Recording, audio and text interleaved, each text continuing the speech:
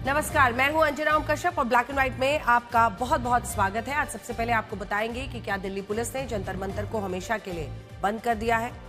ये सवाल इसलिए क्योंकि सोशल मीडिया पर वेल्डिंग किए गए 8 फीट ऊंचे बैरिकेड्स की तस्वीरें वायरल है। दावा है कि नए आंदोलन को रोकने के लिए किलेबंदी की जा रही है, लेकिन पुलिस का कहना है कि जंतर मंतर पर अब भी खुला है सब कुछ और वेल्डिंग सिर्फ 20 जुलाई को टूटे बैरिकेड्स की मरम्मत के लिए की गई है। लेकिन आज हम इसके पीछे का सच आपको बताएंगे, क्योंकि 20 जुलाई को प्रदर्शनकारी संसद भवन से सिर्फ 100 मीटर दूर रह गए थे। और इसके बाद आपको सोनम वांगचुक के बारे में बताएंगे, जो 26 दिनों की भूख हड़ताल और अस्पताल से भावुक संदेश देने के बाद अब एक बार फिर चर्चा में है। इस बार उन्होंने वंदे भारत और चिनाब पुल की तारीफ करते हुए सरकार को युवाओं पर कार्रवाई न करने का वादा भी याद दिलाया। आज आपको बताएंगे कि सोनम वांगचुक ने सरकार पर गर्व करने के लिए क्या शर्त रखी है। जिस वक्त प्रदर्शनकारियों पर सुरक्षा बलों के एक्शन पर सियासत हो रही है, तमाम राजनेता सुरक्षा बलों के जवानों पर कार्रवाई की मांग कर रहे हैं, तब आपको सीआरपीएफ के डीजी ज्ञानेंद्र प्रताप सिंह के बयान के बारे में बताएंगे। उन्होंने जवानों का हौसला बढ़ाते हुए कहा कि ड्यूटी के दौरान ईमानदारी और नियमों के तहत फैसला लेते वक्त बिल्कुल ना हिचकिचाए। अगर कोई जिम्मेदारी या जवाबदेही तय होगी तो उसे वो खुद संभालेंगे, जवानों पर आंच नहीं आने देंगे। लेकिन आज सबसे बड़ा सवाल यह है कि क्या दिल्ली पुलिस ने जंतर मंतर को प्रदर्शनकारियों के लिए बंद कर दिया है। सोशल मीडिया पर कुछ ऐसी तस्वीरें वायरल हो रही हैं जिनमें यह दिखाई देता है कि जंतर मंतर पर लगाए गए लोहे के बैरिकेड्स को वेल्डिंग करके आपस में जोड़ दिया गया है। दावा है कि सरकार को ऐसी आशंका है कि कॉकरोच जनता पार्टी फिर से आंदोलन शुरू कर सकती है, जिसके कारण पुलिस पहले ही ऐसी तैयारी कर रही है कि कोई बड़ा प्रदर्शन ना हो सके। हालांकि ये दावा कितना सही है, इसकी पुष्टि करने के लिए हमारी टीम खुद जंतर मंतर पर पहुंची। वहां जाकर हमें 3 बातें समझ में आई हैं। पहली बात, ये दावा सही है कि कई बैरिकेड्स को वेल्डिंग करके आपस में जोड़ा गया है ताकि उन्हें आसानी से गिराया या तोड़ा ना जा सके। दूसरी बात, जंतर मंतर पर अब भी बड़ी संख्या में दिल्ली पुलिस और रैपिड एक्शन फोर्स के जवान तैनात है, यानी सुरक्षा व्यवस्था पहले की तरह अब भी कड़ी बनी हुई है। और तीसरी बात, आंदोलन खत्म हुए कई दिन हो चुके हैं, लेकिन वहां लगाए गए सीसीटीवी कैमरे, लाउड स्पीकर्स और जो दूसरे अस्थायी सुरक्षा इंतजाम है वो अब भी हटे नहीं हैं। यानी ये तीनों बातें पूरी तरह सही है। लेकिन इन्हीं सारी बातों के बीच दिल्ली पुलिस ने खुद सामने आकर यह कहा है कि जंतर मंतर को किसी भी विरोध प्रदर्शन और धरने के लिए बंद नहीं किया गया है। दिल्ली पुलिस का कहना है कि जंतर मंतर आज भी विरोध प्रदर्शन के लिए खुला है। पहले की तरह अब भी पुलिस की अनुमति लेकर कोई भी वहां जाकर प्रदर्शन किया जा सकता है और मौजूदा नियमों के मुताबिक एक समय में करीब 1000 लोगों को जंतर मंतर पर विरोध प्रदर्शन की अनुमति दी जा सकती है। यानी ये दावा सही नहीं है कि जंतर मंतर को जेनजी युवाओं के विरोध प्रदर्शन के कारण अब हमेशा के लिए बंद कर दिया गया है। यहां ये भी समझिए कि अगर जंतर मंतर विरोध प्रदर्शन के लिए खुला है तो पुलिस ने वहां 8 फीट ऊंचे बैरिकेड्स क्यों लगाए हैं और उन्हें इस तरह वेल्डिंग से क्यों जोड़ा गया है। पुलिस का कहना है कि 20 जुलाई को हुए हंगामे में कई बैरिकेड्स टूट गए थे और इसलिए उनकी मरम्मत कराई गई है। दूसरा, जिन बैरिकेड्स पर आपत्तिजनक नारे और प्रधानमंत्री नरेंद्र मोदी के खिलाफ अपशब्द लिखे गए थे, उन्हें दोबारा ठीक किया गया है, पेंट किया गया है। और तीसरा, इन बैरिकेड्स को वेल्डिंग से जोड़ने की व्यवस्था नई नहीं है और ये पहले भी होता रहा है। 20 जुलाई के आंदोलन में जब प्रदर्शनकारियों ने बैरिकेड्स को गिराने की कोशिश की थी, तब भी कई जगह इन्हीं बैरिकेड्स को वेल्डिंग से जोड़कर मजबूत किया गया था। कहते हैं कि किसी व्यक्ति का शब्दकोश उसके मन और सोच की असली खिड़की होता है और अब हम इसी खिड़की से कॉकरोच जनता पार्टी के संस्थापक अभिजीत दीपके, सोनम वांगचुक के आगे की रणनीति को समझने की कोशिश करेंगे। 26 दिनों तक भूख हड़ताल करने के बाद जब सोनम वांगचुक ने केंद्रीय स्वास्थ्य मंत्री जेपी नड्डा के हाथों जूस पीकर अपना अनशन खत्म किया तो सोशल मीडिया पर एक बहस छिड़ गई। कुछ लोगों ने कहा कि उन्होंने सही फैसला लिया, लेकिन कुछ लोगों ने उन पर सवाल भी उठाने शुरू कर दिए, यहां तक कि उन पर सरकार से समझौता करने के आरोप लगाने लगे। उस वक्त स्थिति ऐसी बन गई कि सोनम वांगचुक को अस्पताल से ही एक वीडियो जारी करना पड़ा और उन्होंने भावुक होकर कहा कि क्या 26 दिनों की भूख हड़ताल के बाद भी अब उन्हें अपनी ईमानदारी का सर्टिफिकेट देना पड़ेगा। ये बात उन्हें इसलिए भी ज्यादा चुभी क्योंकि इस पूरे आंदोलन की शुरुआत करने वालों में सबसे प्रमुख चेहरा वही थे और इसी के साथ साथ उनके भूख हड़ताल की वजह से वहां पर पूरे देश में एक भावनात्मक उफान आया। जब उन्होंने भूख हड़ताल शुरू की थी तब देश भर के हजारों जेनजी युवाओं ने सोशल मीडिया पर अभियान चलाया था। लोग एक दूसरे से अपील कर रहे थे कि अगर सोनम वांगचुक युवाओं के भविष्य के लिए भूखे रह सकते हैं तो वो जंतर मंतर जाकर उनका साथ नहीं दे सकते। और एक मुहिम चली, यानी उस वक्त सोनम वांगचुक इस आंदोलन की सबसे बड़ी प्रेरणा बन गए थे। लेकिन आंदोलन खत्म होने के बाद माहौल बदला। कुछ लोगों और कुछ नेताओं ने उन पर सरकार के साथ समझौता करने के आरोप लगाने शुरू किए, जिसके कारण सोशल मीडिया पर सोनम वांगचुक को लेकर एक बहस चलती रही और अब लगभग वही बहस एक बार फिर से शुरू हो गई है। आज सुबह दरअसल सोनम वांगचुक ने एक नया वीडियो पोस्ट किया। इसमें उन्होंने बताया कि दिल्ली से श्रीनगर के बीच उन्होंने पहली बार वंदे भारत ट्रेन में सफर किया। उन्होंने चिनाब नदी पर बने हुए दुनिया के सबसे ऊंचे रेलवे पुल को भी पहली बार देखा और कहा कि यह अनुभव उनके लिए बहुत शानदार रहा। उन्होंने कहा कि उन्हें भारतीय रेल पर गर्व है। इसके बाद उन्होंने सरकार द्वारा पेपर लीक रोकने के लिए बनाए गए संशोधित कानून का भी स्वागत किया और उम्मीद जताई कि जिस तरह परीक्षा प्रणाली को सुधारने की कोशिश की जा रही है उसी तरह पूरी शिक्षा व्यवस्था में सुधार होंगे। और यहां उन्होंने सिर्फ तारीफ नहीं की, वीडियो के आखिर में उन्होंने सरकार को उसका एक वादा भी याद दिलाया। उन्होंने कहा कि आंदोलन के दौरान सरकार ने भरोसा दिया था कि शांतिपूर्ण प्रदर्शन में शामिल युवाओं के खिलाफ कोई कानूनी कार्रवाई नहीं होगी और अब उस वादे को पूरी ईमानदारी से निभाने का वक्त है। यानी एक ही वीडियो में उन्होंने सरकार के कुछ फैसलों की सराहना की, सरकार को उसका वादा भी याद दिलाया। लेकिन सोशल मीडिया का एक हिस्सा सिर्फ पहले हिस्से पर थम गया है, रुक गया है। कुछ लोगों ने कहना शुरू कर दिया है कि अगर सोनम वांगचुक वंदे भारत ट्रेन और चिनाब ब्रिज की तारीफ कर रहे हैं तो इसका मतलब है अब उनका रुख बदल गया है।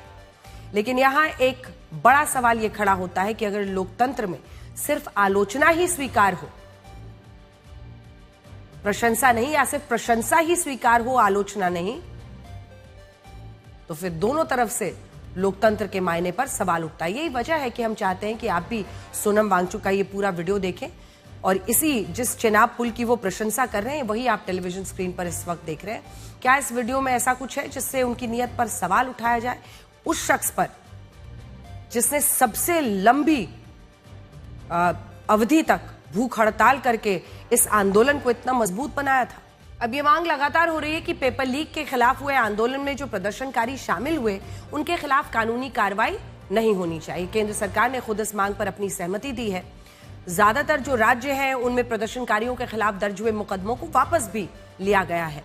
लेकिन आज ही हमारे पास दिल्ली पुलिस की एक इंटरनल रिपोर्ट आई है। अब ये रिपोर्ट क्या कहती है? ये बताया गया है कि जब जंतर मंतर पर कॉकरोच जनता पार्टी का ये आंदोलन चल रहा था तब वहां कुल 2873 जो अपराधियों हैं उनको देखा गया। इनमें 101 अपराधी हत्या, 62 अपराधी हत्या की कोशिश, 284 अपराधी डकैती और लूट, 61 अपराधी रेप, 229 अपराधी आर्म्स एक्ट, 135 अपराधी लूटपाट, 19 अपराधी अपहरण, 25 अपराधी महिला उत्पीड़न और 6 अपराधी पॉक्सो मामले के थे। और जानते हैं आंदोलन में घुसे इन अपराधियों की पहचान कैसे हुई? पुलिस ने फेशियल रिकॉग्निशन कैमरे और गाड़ियां खड़ी की थी जिनमें कैमरों की मदद से पुलिस रिकॉर्ड के आधार पर इन अपराधियों को पहचाना गया। इनके चेहरे स्कैन करके उनकी प्रोफाइल की जांच हुई।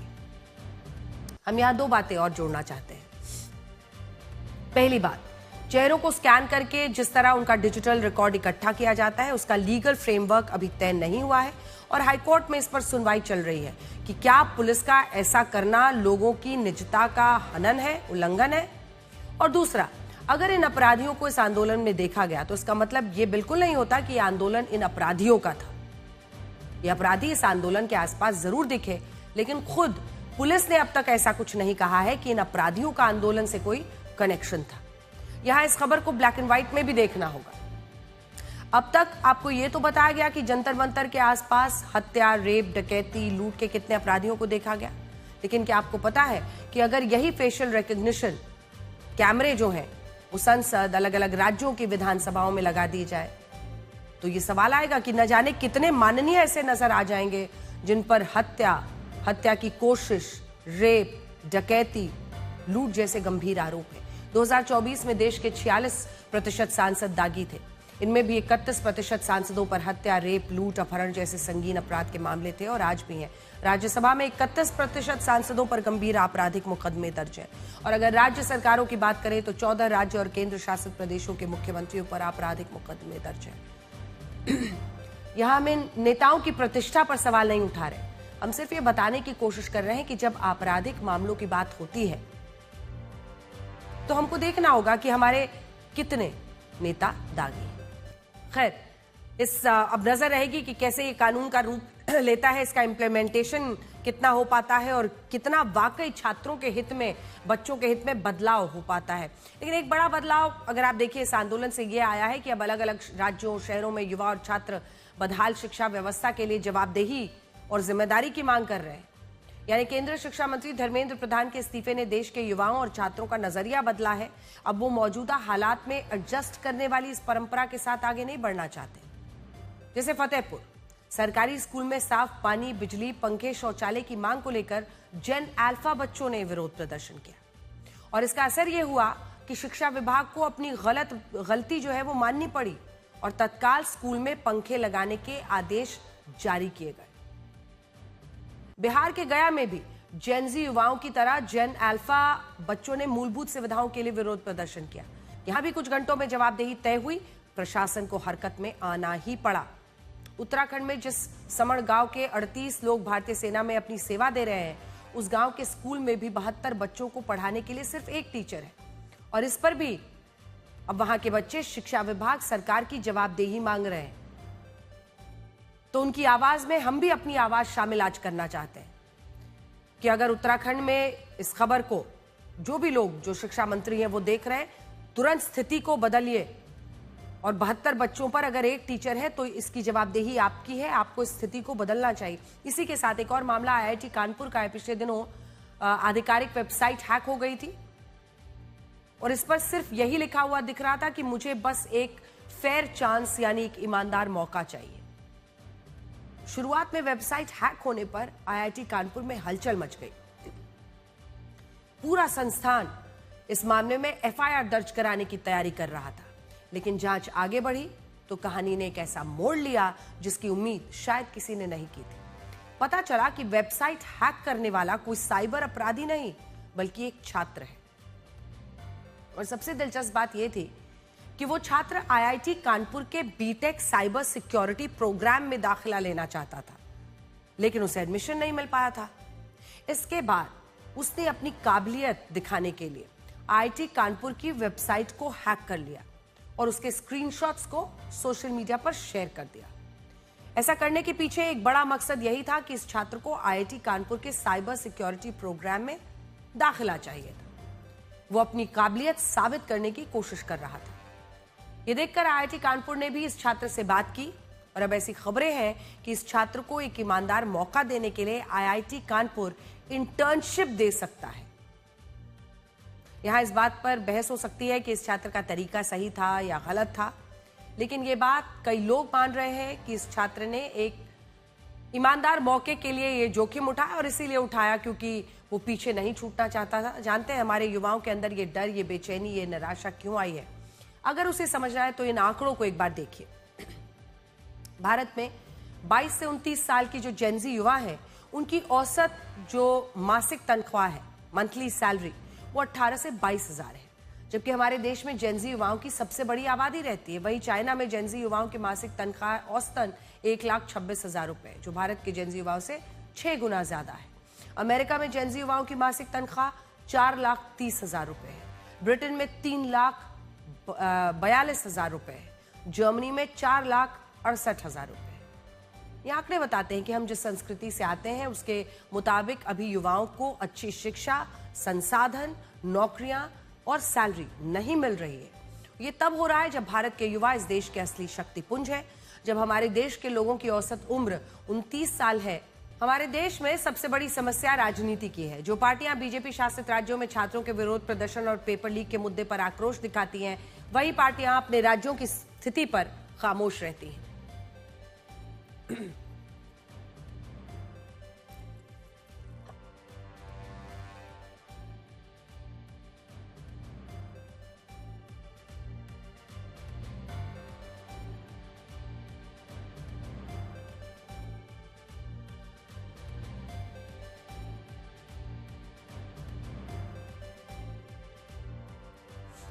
और हमें लगता है कि यही खंडित और सिलेक्टिव राजनीति इस देश के लिए खतरा है। बड़ी बात यह है कि इस देश के जेनजी युवा आज इस राजनीति को समझ भी रहे हैं। आज पेपर लीक के खिलाफ झारखंड में विरोध प्रदर्शन हो रहे हैं, जबरदस्त विरोध प्रदर्शन। परीक्षाओं में धांधली के खिलाफ पंजाब में शिक्षा मंत्री के इस्तीफे की मांग हो रही है। और यहां बात सिर्फ इस्तीफे की नहीं है, बात बदलाव की है, बात युवाओं को समझने की है। जैसे पंजाब में रूपनगर के एक सरकारी कॉलेज में हाल ही में एक धार्मिक कार्यक्रम हुआ, जिसके लिए 400 मीटर एथलेटिक्स ट्रैक को कई जगह से खोदा गया। वहां एक मंच बनाया गया।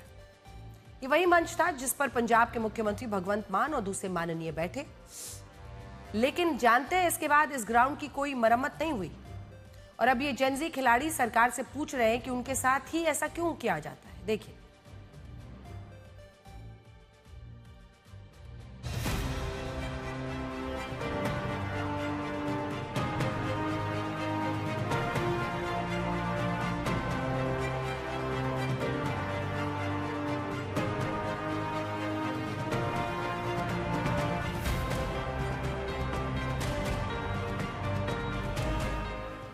यहाँ पर एक रिलीजियस फंक्शन जो है वो कराया गया पंजाब सरकार द्वारा, आम आदमी पार्टी गवर्नमेंट क्योंकि रिलीजियस फंक्शंस करा रही है।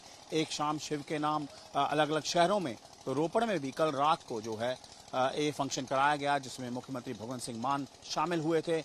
लेकिन बड़ी बात यह है कि किस तरह एक पूरे ग्राउंड को सेक्रीफाइस कर दिया गया। ये एक स्पोर्ट्स ग्राउंड है, पंजाब स्पोर्ट्स के लिए नोन है। यहाँ से खिलाड़ी जो हैं पंजाब के वो बड़े बड़े टूर्नामेंट्स में जाते हैं, मेडल लाते हैं। लेकिन उनकी स्पोर्ट्स ग्राउंड का क्या हल किया गया है एक रिलीजियस फंक्शन के लिए, आप देख सकते हैं। ये कोई सरकार ने नहीं इसके ऊपर काम किया था।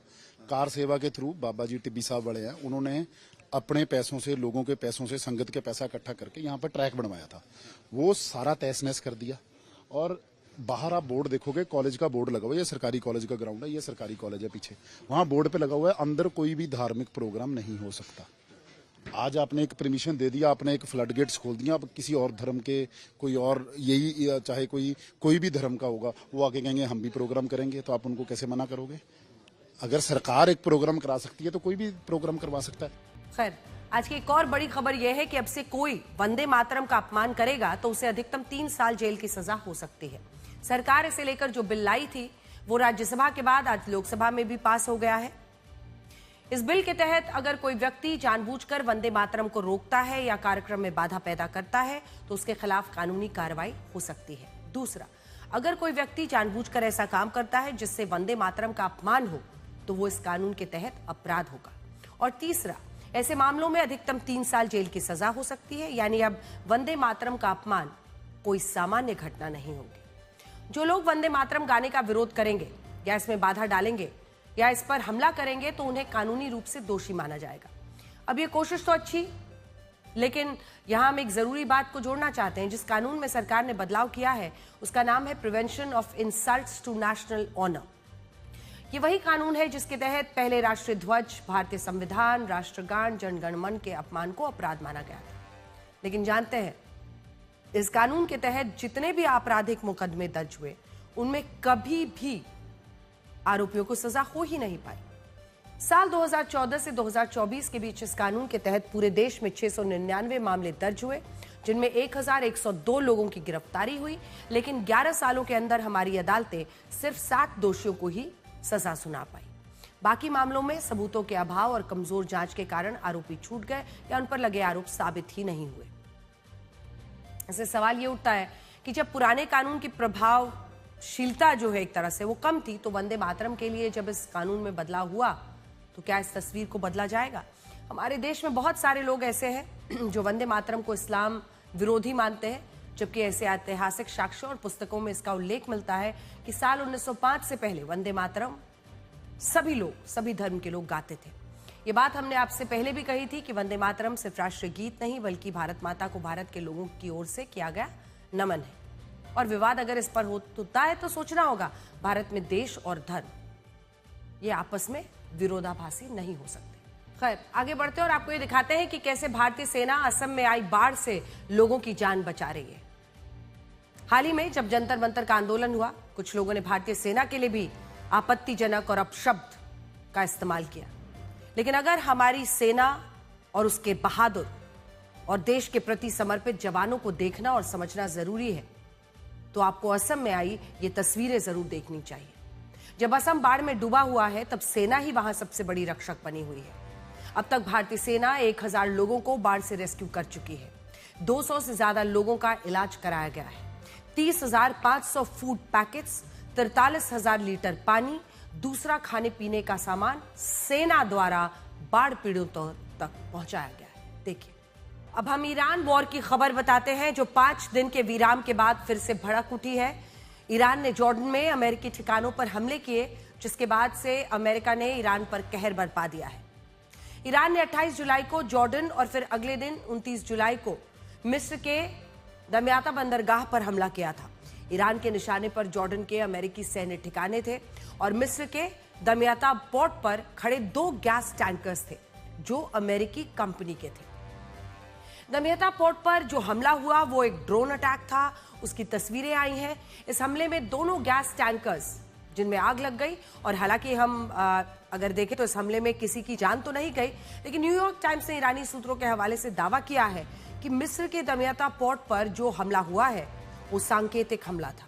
ईरान ये दिखाने की कोशिश कर रहा है कि अगर अमेरिका ने जंग को और बढ़ाया तो दुनिया की एक और समुद्री मार्ग को वो रोक सकता है और उस रास्ते होने वाली एनर्जी सप्लाई चेन को भी तोड़ सकता है। आपको बता दें कि स्ट्रेट ऑफ हॉर्मुज के बंद होने के बाद से दुनिया के 20% कच्चे तेल का व्यापार प्रभावित हुआ है। हालांकि इसी के पास में एक और समुद्री मार्ग जो बाब अल मंदेब है, जिसके बारे में हम लगातार आपको बता रहे हैं, जिसके चलते अगर आप देखिए तो ये रास्ता रहने की वजह से बहुत ज्यादा दिक्कतें तो अभी नहीं हो रही हैं, लेकिन ईरान ने मिस्र के जिस बंदरगाह पर हमला किया है वो बाब अल मंदेब और सुएज कैनाल समुद्री मार्ग से जुड़ा एक बहुत महत्वपूर्ण बंदरगाह है। ये हमला करके ईरान ने दिखा दिया है कि वो बाब अल मंदेब समुद्री मार्ग को भी रोकने में सक्षम है। और इसका मतलब समझते हैं आप, इधर हॉर्मुज का बंद होना, इधर बाब अल मंदेब का बंद होना, यानी तेल की कीमतों में बेतहाशा इजाफा। इन दोनों हमलों को देखते हुए डोनाल्ड ट्रंप ने ईरान को एक बड़ी चेतावनी दी। ओवल ऑफिस में पत्रकारों से बात करते हुए उन्होंने कहा कि अमेरिका अब ईरान पर एक बड़ा हमला करेगा क्योंकि अब अमेरिका की बारी है। अमेरिकी अधिकारियों के मुताबिक जॉर्डन में ईरान के हमलों को पूरी तरह से नाकाम कर दिया गया और उनसे कोई नुकसान नहीं हुआ, लेकिन इन हमलों ने अमेरिका को भड़का दिया और कल रात अमेरिका ने ईरान के रणनीतिक ठिकानों पर जबरदस्त बमबारी की। अमेरिका ने फारस की खाड़ी में खुजेस्तान प्रांत के अरवंद, कनार, आबादान और अहवाज में अटैक किए। इसके अलावा उन्होंने इस्फहान प्रांत के शदगान पर भी बमबारी की। अमेरिकी सेना ने बुशहर पर भी अटैक किया। फिर इसके बाद एक साथ किश, केशम और अबू मूसा द्वीप पर अटैक किए हैं। अमेरिकी सेंट्रल कमांड ने साफ कहा है कि ईरान द्वारा अमेरिकी सैन्य बेस पर किए गए नाकाम हमलों के जवाब में ही IRGC के 10 से ज्यादा ठिकानों पर हमले किए गए। हमलों का target military command centre, missiles और ड्रोन फैसिलिटी और सर्विलेंस सेंटर्स है। सेंट्रल कमांड ने ईरान को याद दिलाया कि मिडिल ईस्ट में अभी भी अमेरिकी सेना के 50,000 से ज्यादा सैनिक मौजूद हैं जो किसी भी वक्त और कैसे भी परिस्थिति में सैन्य ऑपरेशन के लिए तैयार रहते हैं। ईरान ने जॉर्डन के अमेरिकी सैन्य ठिकानों पर जो हमले किए वो अमेरिका और सऊदी अरब के इराक पर किए गए हमले का जवाब था। 28 जुलाई को अमेरिका ने सऊदी अरब के साथ मिलकर इराक के एक मिलिशिया ग्रुप PMF के ठिकानों पर हमला किया था। PMF इराक का एक शिया मिलिशिया ग्रुप है जिसे ईरान ने आर्थिक मदद और हथियार मिलते हैं। सऊदी अरब का दावा था कि पिछले कुछ हफ्तों में इस मिलिशिया ग्रुप ने उनके ऊर्जा ठिकानों पर कई हमले किए और ये हमले ईरान के आदेश पर हुए। यही वजह थी कि सऊदी अरब ने अमेरिका के साथ मिलकर PMF पर हमला किया और इस हमले में 20 PMF आतंकी मारे गए।